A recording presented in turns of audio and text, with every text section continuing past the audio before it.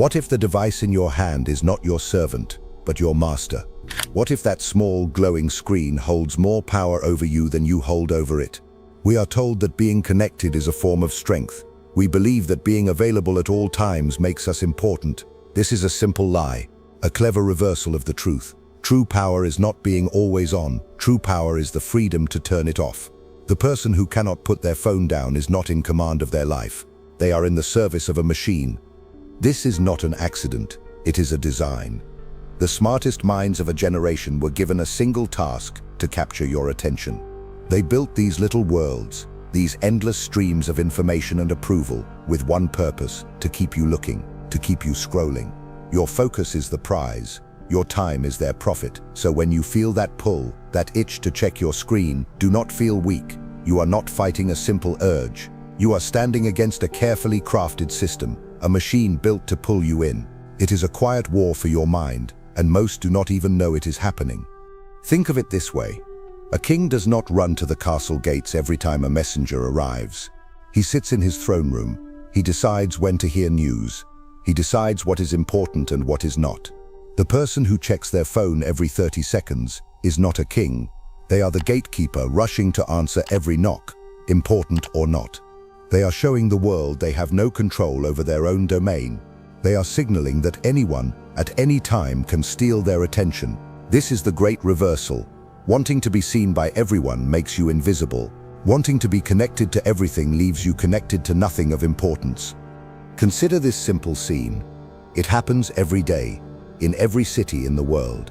Two people are sitting at a table. Perhaps they are friends, perhaps they are family. One is talking, sharing something from their heart.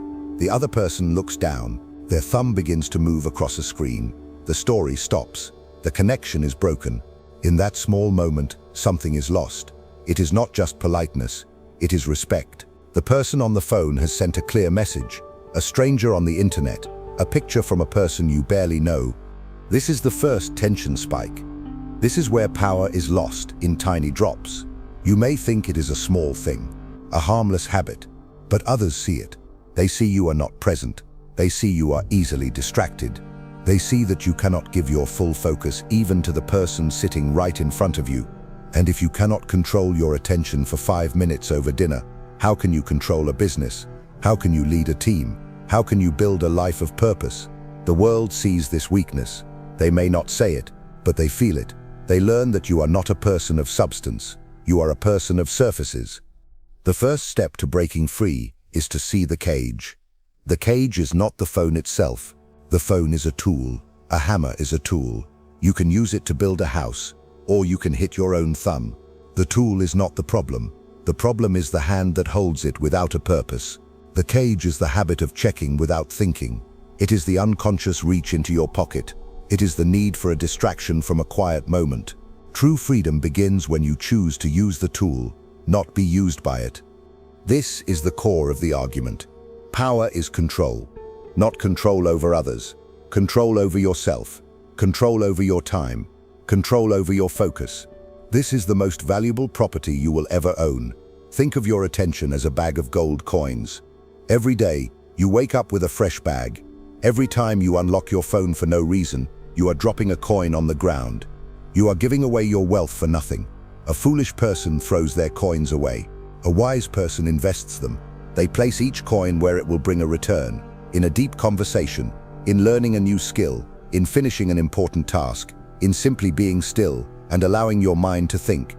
The person who controls their phone controls their attention. The person who controls their attention controls their time.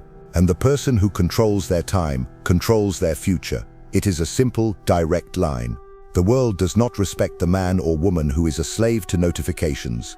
The world respects the one who is calm, the one who is focused, the one who is present, the one who looks you in the eye and truly listens.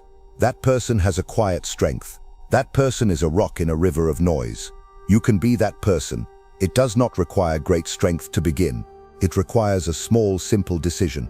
The decision to choose where your gold is spent. The journey begins here, not by throwing your phone away. That is a child's solution. It is an act of fear, not of power. The powerful do not run from tools they find dangerous. They master them. You will master this tool. You will decide when it serves you. The first step is awareness. For the next hour, simply notice. Notice every time your hand wants to reach for the phone. Do not judge it. Do not fight it. Just see it. See the habit in action. See the invisible strings that pull at you. This simple act of seeing is the first light in a dark room. It is the beginning of waking up. A wise ruler does not try to control every inch of his kingdom at all times. It is impossible. Instead, he builds a fortress, a place of absolute control, a place where he is safe, and he makes the rules. You must do the same. Your fortress is not a place of stone and iron. It is a place of time and ritual. You will create sacred spaces where the phone is not allowed. The first is your bedroom. The bedroom is for rest. It is where your mind and body must recover from the day. The phone has no place there. It brings the noise of the world into your place of peace. It poisons your rest with light and anxiety. From this day forward, the phone does not cross the threshold of your bedroom. It charges in another room, far from your hand. This is your first rule. It is not negotiable. It is the first stone in your new fortress. The second sacred space is the first hour of your day. How do you begin your morning? Do you reach for your phone before your feet have even touched the floor? Do you fill your mind with the anger, the fears, and the demands of others before you have even had a moment to find your own center? To do so is to hand the keys of your day over to 1,000 strangers. Your first hour belongs to you. It is for quiet, for thought, for preparing your mind for the day ahead. You will not touch your phone for the first 60 minutes you are awake. You will drink water. You will look out a window. You will stretch. You will think. You will own the beginning of your day so you can own the rest of it. This is not a punishment. It is an act of power. You are not depriving yourself. You are giving yourself the gifts of peace and focus. You are telling the machine, and you are telling yourself, that you are the one in command. You decide when the world is allowed in. This simple act of creating boundaries is the beginning of all self-control. It is how you start to take your life back, one quiet hour at a time. Let me tell you a short story. In a small village, there lived a carpenter. He was known for his skill. The tables he made were strong. The chairs he made were beautiful. He had a chest full of tools, the finest in the valley. They were sharp, clean, and perfectly balanced. But a young apprentice who came to work for him noticed something strange. The master carpenter kept this chest locked. When he needed to work, he would unlock it, select the one tool he needed, a saw, or a plane, or a chisel, and he would lock the chest again. When he was finished with the tool, he would clean it carefully and place it back in the chest, locking it once more. One day, the apprentice could not hold his curiosity. He asked, "Master, why do you hide your tools? If you kept them all out for people to see, everyone would know how skilled and well-equipped you are." The old carpenter stopped his work. He looked at the boy and smiled. He said, "My skill is not in owning the tools. It is in knowing how to use them. A tool that is not being used is a distraction. If I leave my saw out, my hand will want to cut something. If I leave my hammer out, my mind will look for a nail. The chest is not their prison. It is their home. It is their place of quiet. It keeps them ready, but it keeps them silent. My power comes not from showing my tools, but from choosing the right one, at the right time, for the right task." Your phone is that chest of beautiful, powerful tools. It holds a library, a map, a camera, a connection to every person you have ever known. But you leave the chest wide open, all day and all night. Every tool is screaming for your attention. The messenger wants you to talk. The news feed wants you to worry. The games want you to play. The endless pictures want you to look. You are the apprentice, living in a workshop where every tool is out, and so nothing of substance is ever built. You look back at the end of your day, and what do you see? A blur of notifications, a scattered mind. A dozen small tasks started, and none of them finished. You were busy all day, but you have nothing to show for it. You were not building a table. You were just picking up one tool after another, admiring it for a moment, and then dropping it for the next shiny thing. This is the real cost, the emotional weight of it. It is the quiet disappointment in yourself. You feel you are wasting your days. You feel you are missing your own life. You are not living in the world. You are living in the toolbox. This is why being quiet and careful with your attention works. The human mind needs space to create. It needs silence to connect ideas. Great thoughts do not arrive in a storm of digital noise. They whisper to you in the quiet moments. when you are walking, when you are sitting still, when you are bored. Boredom is not your enemy. Boredom is the soil in which the seeds of creativity begin to grow. By constantly reaching for your phone, you are paving over that soil. You are ensuring nothing new can ever take root. So when you build your fortress, when you create these sacred phone-free zones, you are doing more than just avoiding a distraction. You are building a garden for your mind. You are giving yourself the one thing you need to think clearly, to solve hard problems, to feel at peace. You are giving yourself the gift of silence. The person who is always consuming information can only repeat what others have said. The person who learns to control the flow of information can begin to create thoughts of their own. They become a source, not just a channel, and that is where true influence begins. We must understand the foundation upon which this fortress is built. The foundation is a simple biological truth. Your brain is a muscle. Like any muscle, it can be trained or it can be allowed to grow weak. When you check your phone every few minutes, you are training your brain. You are teaching it to crave short, fast, and easy rewards. A new message, a funny picture, a red notification circle. Each one is a small piece of sugar for your mind. It feels good for a second, but a diet of only sugar makes the body sick and weak. A diet of only digital sugar makes the mind scattered and shallow. You are training your brain to lose its most important ability, the power of deep focus.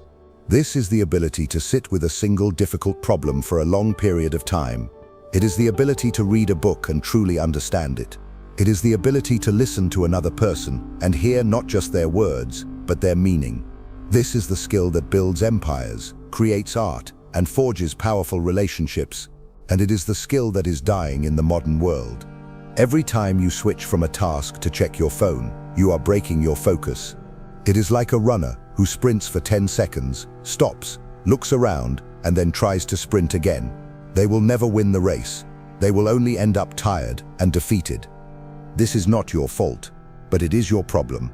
The world is now divided into two groups of people: those who allow their attention to be controlled by others, and those who control it themselves. Those in the first group will be the consumers. They will be the distracted. They will live a life of reaction, jumping from one notification to the next. They will feel busy, but they will not be productive. Those in the second group will be the creators, the builders, the leaders. They will be the ones who can sit in a quiet room and think. They will be the ones who can turn off the noise and listen to the signal. They will have a power that seems almost magical to those in the other group, the power of a focused mind. Now, let us imagine the moment of the power shift. Picture a meeting room. There are 10 people around a table. A problem is presented. It is difficult and confusing. For a few minutes there is chaos. People talk over each other. They pull out their phones to look for easy answers. They repeat the same tired ideas. They are anxious. They are loud. But one person at the table is silent. They are not looking at their phone. They are not speaking. They are leaning back, watching and listening. They are observing the dynamic of the room. They are letting the storm of noise pass. The others at the table might at first think this person is uninterested, or slow, or has nothing to add. They are mistaken. The quiet person is not empty. They are processing. While everyone else is reacting to the surface of the problem, the quiet one is traveling to its core. Their mind is not filled with the static of notifications. It is clear, it is calm, it is open. And then, at the right moment, when the noise has died down and everyone else has exhausted their easy ideas, the quiet person leans forward. They speak, and what they say is simple, clear, and cuts directly to the heart of the matter. In that moment, everything changes. Every eye in the room turns to them. The chaos stops. There is a new center of gravity.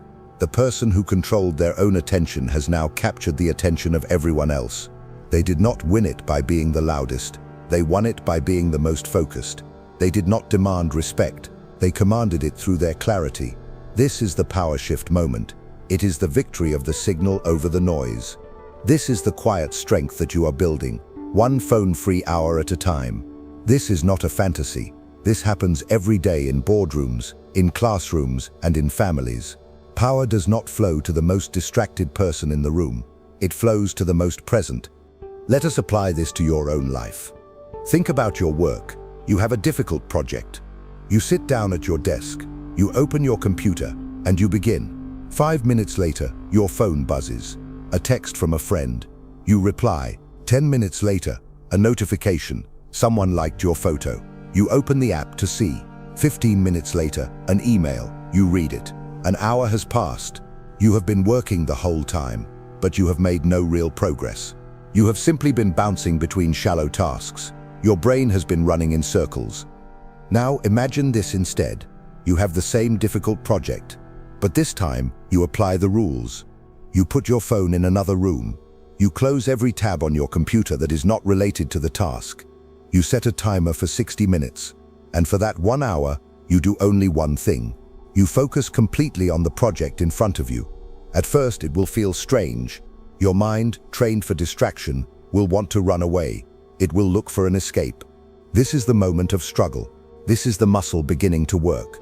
You must hold it there. You must gently bring your focus back, again and again.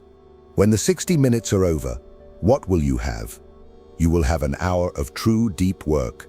You will have made more progress in that single hour than you did in 3 hours of distracted work before. You will feel a sense of accomplishment, a sense of control. You have not just worked on a project, you have trained your mind. You have made the muscle of focus stronger. Do this once a day, then twice a day. You will begin to transform your professional life.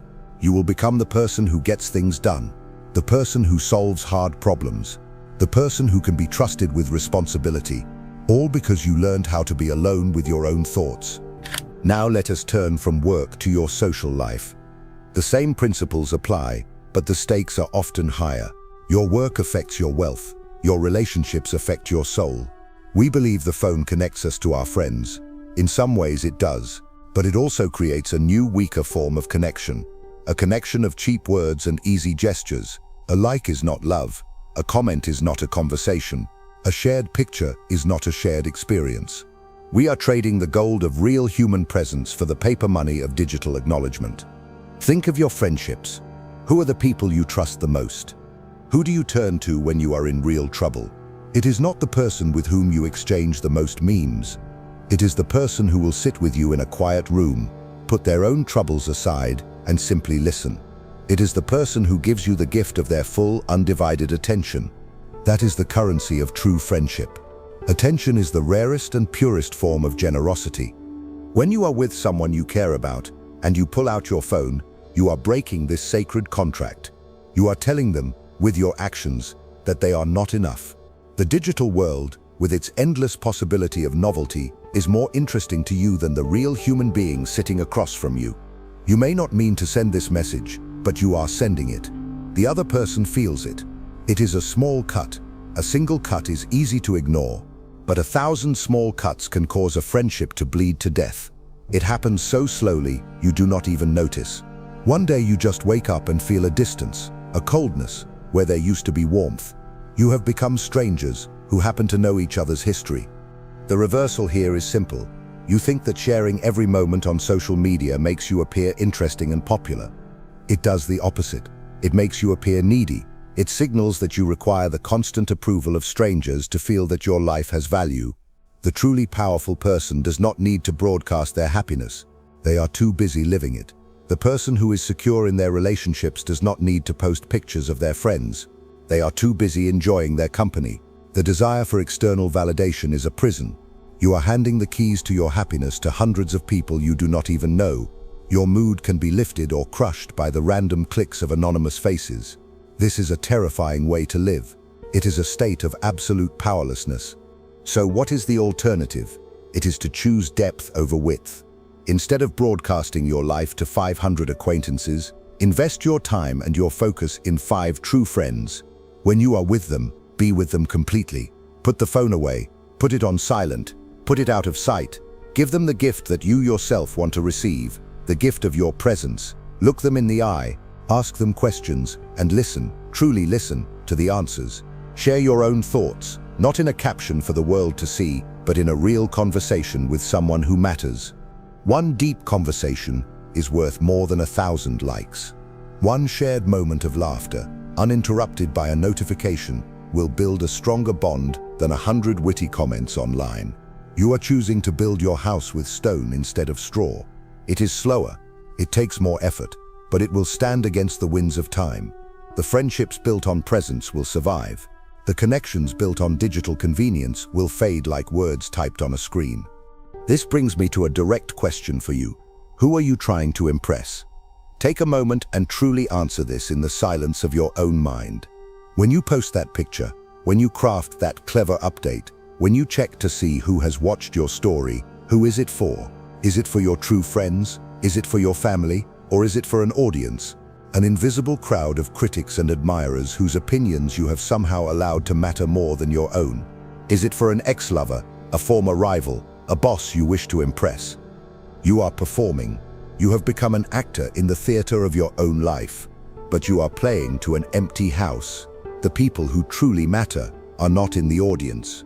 They are waiting for you backstage, hoping you will stop performing and just be with them. There is no freedom in this performance. You must constantly adjust your costume, your lines, your lighting, hoping for applause. The applause, when it comes, is hollow. It lasts for a moment, and then you are alone again, needing another hit of validation. The path to breaking free is to stop the performance. It is to live your life for an audience of one, yourself. It is to find your own approval, so powerful that the approval of others becomes a pleasant addition, not a desperate need. This is not selfish. It is the opposite. A person who is secure in themselves has something to give to others. A person who is constantly seeking approval has nothing to give. They can only they take your attention, they take your praise, they take your energy. You know people like this. Do not be one of them. Be the person who is a source of strength, not a drain on it. It begins with this honest question: who are you trying to impress? Once you see the truth, you can begin to walk away from the stage. The final application of this power is not external. It is not about impressing your boss or your friends. It is about an agreement you make with yourself. The battle for your attention is, in the end, a battle for your own mind. Why is it so hard to be bored? Why do we feel such a desperate pull to fill every quiet moment with digital noise? The reason is simple. We are afraid of what we will find in the silence. We are afraid of the difficult thoughts, the unresolved anxieties, the big questions about our own lives that we have successfully pushed away. The phone is not just a distraction, it is an anesthetic. It is a tool we use to numb ourselves. To break free from the phone is to agree to stop running. It is to agree to finally sit down and meet yourself. This is the most courageous step of all. It requires a new practice, the practice of intentional silence. For 10 minutes every day, I want you to do the hardest thing of all: nothing. Find a chair, sit in it. Put your phone in another room. Do not read a book. Do not listen to music. Just sit. Your hands will want to twitch. Your mind will scream for a distraction. It will flood you with 1,000 worries, a list of tasks, a storm of restless energy. This is the withdrawal. It is the cry of the addicted muscle for its usual dose of sugar. Your task is not to silence the storm. You cannot. Your task is to watch it. Observe your own thoughts as if they were clouds floating across the sky. You are not the clouds, you are the sky. See a thought of worry arise, notice it, and let it go. See an urge to get up and do something productive. Notice it, and let it go. You do not have to obey every command your brain sends you. This is a revelation. You are not your thoughts. You are the one who is aware of your thoughts. This simple practice of sitting in stillness, done daily, will build a foundation of inner peace that nothing in the outside world can easily shake. You are teaching yourself that you are the master of your own inner house. A wise man once said that all of humanity's problems come from man's inability to sit quietly in a room alone. He was not talking about phones, but he saw the truth. We run from ourselves. We seek noise to avoid the conversation we need to have with our own soul. When you stop running, you begin to hear a new voice. It is a quiet voice.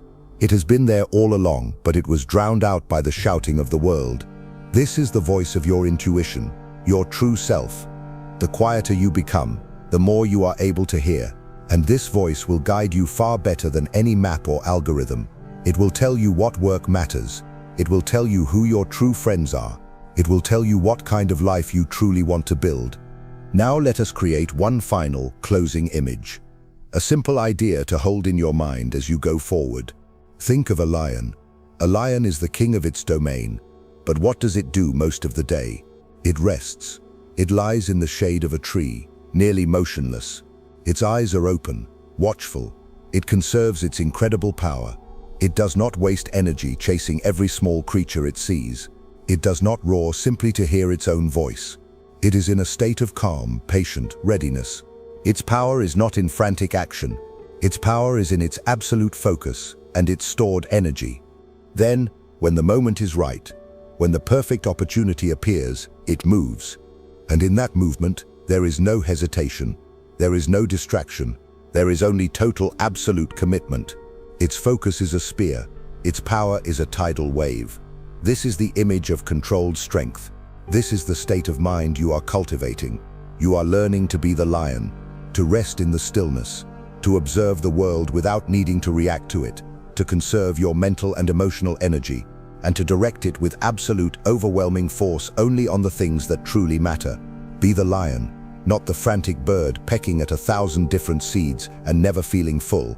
We began this journey together with a simple question. Is that little box of light your servant, or is it your master? By now, the answer should be clear. For many of us, it has become a kind and gentle master. A master that entertains us, connects us, and comforts us. But a master nonetheless. It tells us where to look. It decides what we think about. It owns our moments of silence. But we have also learned that this is not a permanent state. The chains are not forged from steel. They are woven from threads of habit. And any habit, no matter how strong, can be unwoven and replaced. The power to do so has been in your hands all along. You just needed to see it. You have been given the keys. You now see the design of the cage and the path to walking out of its door. The choice, as it has always been, is yours. You can continue as before. You can live as the servant of a ringing bell, a slave to the red dot. You can spend the priceless gold of your attention on the cheap candy of digital distraction. The world will not stop you. In fact, the world will encourage you. It is easier to control a population that is addicted to entertainment and numb to reality. A distracted people is a docile people.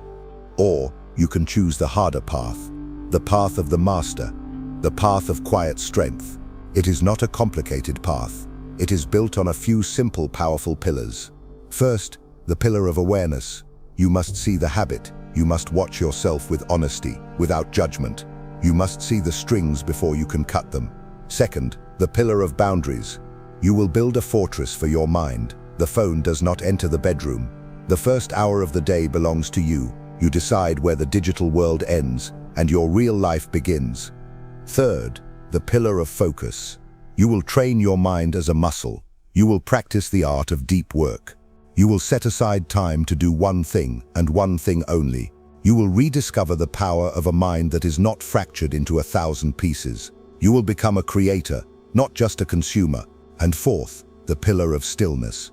You will learn to sit quietly in a room alone. You will face your own thoughts and anxieties without running for an escape. You will find that within that silence lies your greatest strength, your deepest wisdom, and your truest self. These are not just tips for productivity. This is a strategy for life. This is about reclaiming the very essence of what it means to be a powerful, sovereign human being. It is about choosing depth in a world that is obsessed with surfaces. It is about choosing connection in a world that sells you cheap communication. It is about choosing an inner peace that cannot be bought and cannot be taken away by the whims of an algorithm or the opinions of a crowd. We have been told that freedom is the ability to do anything you want, that it is a state of endless choice. This is another clever lie. The person who is a slave to their every impulse is not free. The person who cannot resist a craving is not free. The person who is swept away by every notification is the least free person of all. True freedom is the opposite. It is not the power to say yes to everything. It is the power to say no. The freedom you are seeking is the freedom to say no to the meaningless distraction. The freedom to say no to the urgent but unimportant demand. The freedom to say no to the desire to numb yourself with noise. Every time you consciously choose not to pick up your phone, you are casting a vote for your own liberty. You are strengthening the muscle of your will. Freedom is not a gift, it is a discipline. And so we arrive at the end. My purpose was not to give you a list of rules. My purpose was to change the way you see the world. to show you the quiet war being waged for your attention, and to hand you the weapons to win it. The rest is up to you. The knowledge is worthless without action. Do not try to do everything at once. That is the path to failure. A wise general does not fight on all fronts at the same time. Choose one battlefield. Start with the most important one, your bedroom. Make a simple vow. From this night on, the phone will not sleep in the same room that you do. Hold to this one rule for 1 week. That is all I ask. Feel the change in your sleep. Feel the change in your mornings. Experience for yourself this first small taste of control. When you have felt it, when you have known for yourself that this path has power, then you have a new duty. Find one person you care about, someone you see is struggling in the digital storm. Do not send them a link. Do not tell them to watch a video. Go to them, sit with them, put your own phone away, and give them your full attention. And then, in your own words, tell them what you have learned. The greatest ideas are not spread through machines. They are spread from one human heart to another. A quiet conversation is more powerful than a viral video. This is how a true movement begins. Not with a loud bang, but with a series of quiet, deliberate choices. A revolution of consciousness that happens one person at a time. The world is full of noise. Choose to be the signal. Master the small screen, and you will find you have mastered the large world it was distracting you from. The power is now yours. Use it.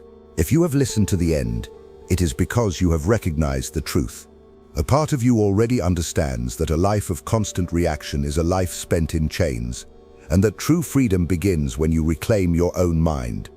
You now see that the approval of the crowd is a fleeting shadow, and that the only power worth having is the calm, quiet control over your own focus. So I ask you directly in the comments, are you ready to be seen as different by a world addicted to noise? Are you willing to endure the discomfort of silence to gain the strength of clarity? Are you prepared to pay the price of your own sovereignty? If the answer is yes, if this strategy is one you will now adopt, write this declaration in the comments. I control my focus.